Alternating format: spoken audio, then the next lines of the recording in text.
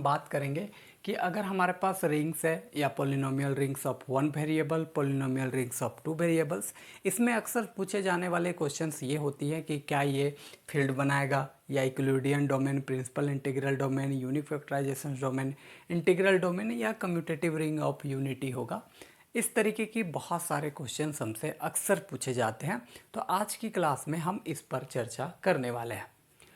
इसके लिए हम सबसे पहले शॉर्ट एंड ट्रिक्स पर चर्चा करेंगे। शॉर्ट एंड ट्रिक्स में हम सबसे पहले ये आपको बताना चाहेंगे कि जिस तरीके की बिहेवियर हमारा रिंग्स करती है, ठीक है, उसी तरीके की बिहेवियर्स का डिसीजन हम आर एक्स पर लेते हैं और उसी तरीके की डिसीजंस हम आर एक्स वाई पे लेते हैं, यानी रिंग्स विथ टू वेरिएबल्स पर। यानी अगर हमारा रिंग्स फील्ड है तो इसके अकॉर्डिंग हम आर एक्स के डिसाइड करते हैं, उसके अकॉर्डिंग हम इसको करते हैं। यानी ये हमारा रिंग का जो होना है, यानी कि फील्ड हो, इंटीग्रल डोमेन हो, यू आई डी हो, पी आई डी हो, उसके अकॉर्डिंग हम आर एक्स और आर एक्स वाई पर चर्चाएं करते हैं और उसका हम डिसीजंस लेते हैं। तो सबसे पहले हम यहाँ पर रिंग पर चर्चा कर लेते हैं और उसके अकॉर्डिंग हम इस पर कैसे वो इम्प्लाइज करते हैं उस पर हम यहाँ पर बात करेंगे। तो सबसे पहले अगर हमारा रिंग्स है वो हमारा सी आर यू है। एक बात और भी है, हमने पहले भी चर्चा किया था, आज भी कर देते हैं कि C R U, integral domain, U F D, ये तीनों का तीनों जो है वो थोड़ा सा लो प्रॉपर्टीज पे आती हैं और ये तीनों का तीनों थोड़ा सा हाई प्रॉपर्टीज पर आती है। सबसे लोअर ये है, फिर इससे ज़्यादा ये, इससे ज़्यादा ये, इससे ज़्यादा ये, इससे ज़्यादा ये, और इस सबसे ज़्यादा पावरफुल फील्ड की प्रॉपर्टीज होती है। ठीक है, हमने ये पहले भी चर्चा किया है। तो हम ये कहते हैं कि अगर हमारा आर सी आर यू है तो ये डायरेक्टली तौर पर इम्प्लाइज कर देती है कि आर एक्स भी हमारा सी आर यू होगा, यानी कम्यूटेटिव रिंग विथ यूनिटी होगा। ठीक है, अगर हम ये आर इंटीग्रल डोमेन है तो हम सीधा सीधी करते हैं कि आर एक्स भी हमारा इंटीग्रल डोमेन होगा, कोई दिक्कत वाली परेशानी नहीं है। आर अगर यूनिक फैक्टराइजेशन डोमेन है तो आर एक्स भी यूनिक फैक्टराइजेशन डोमेन बनाएगा।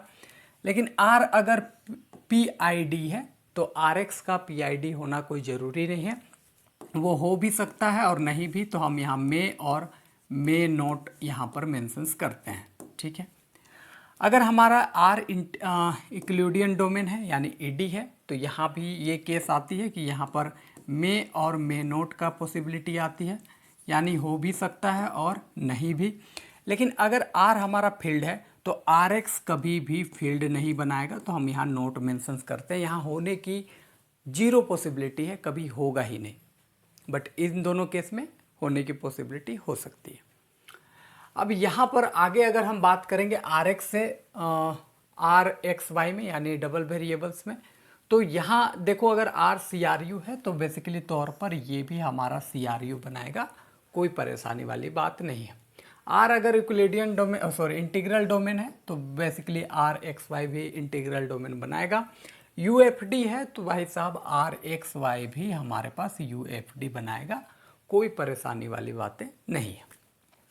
बात आता है पी आई डी है, अगर हमारा आर पी आई डी है तो आर एक्स वाई क्या बनाएगा, तो हम कहेंगे भाई ये कभी भी पी आई डी नहीं बनाएगा। तो इस बात पर ध्यान रखना है, जिस तरीके से आर के फील्ड होने पर आर एक्स फील्ड नहीं बना रहा था। आर अगर ई डी है तो हमारा आर एक्स वाई यानी टू वेरिएबल्स में ये कभी भी ई डी नहीं बनाएगा, इस बात को आपको ध्यान में रखनी है। और अगर हमारा आर फील्ड है तो भी हमारा यहाँ आर एक्स वाई कभी भी फील्ड नहीं बनाएगा। ठीक है, इतनी बातें हैं जिस पर हम लोगों ने ऑलरेडी चर्चा कर लिया, और इस तरीके से अगर ये आप चार्ट याद रखते तो बहुत सारे क्वेश्चंस आप इजीली कर सकते हैं। इसके अलावा दो और बेसिक कंसेप्ट है जिस पर हम लोग यहाँ एक्सटर्नल में ऐड करेंगे। जैसे देखो कि एक बात आपको समझ के चलनी है कि आर के फील्ड होने से आपका आर एक्स फील्ड तो नहीं बना रहा है, फील्ड तो नहीं है, लेकिन ये कहता है कि भैया अगर हम फील्ड नहीं बना रहे लेकिन तुम्हें एक गिफ्ट में देते हैं कि हम ईडी जरूर बनाएंगे। यानी आर के फील्ड होने से आर एक्स फील्ड नहीं बनाता है लेकिन ईडी की प्रॉपर्टी होल्ड करती है, यानी ये वाली प्रॉपर्टी। और अगर ईडी की प्रॉपर्टी होल्ड करे तो उससे पीछे आने वाली सारे वीक प्रॉपर्टीज को वो होल्ड करके चलेंगे। ऐसे ही वो कहता है कि आर अगर फील्ड है तो भाई साहब ये जो आर एक्स वाई है ये यूनिक फैक्टराइजेशन डोमेन बनाएगा, यानी कि यहाँ बनाएगा, यूनिक फैक्टराइजेशन डोमेन बनाएगा और उससे पीछे आने वाली वो हर एक प्रॉपर्टीज को होल्ड करेंगी। दैट सिंपल सी लॉजिक है। अब अगर यहाँ पर ईडी है, हाँ इसमें एक बात और भी है कि यूनिक फैक्टराइजेशन डोमेन है, तो क्या सर ये पीआईडी बनाएगा?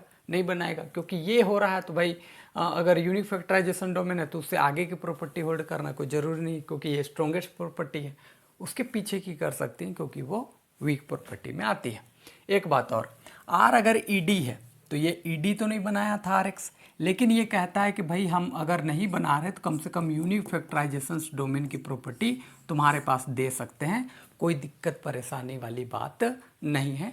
तो ये दो स्पेसिफिक बातें थी जिस पर भी हमने चर्चा किया था।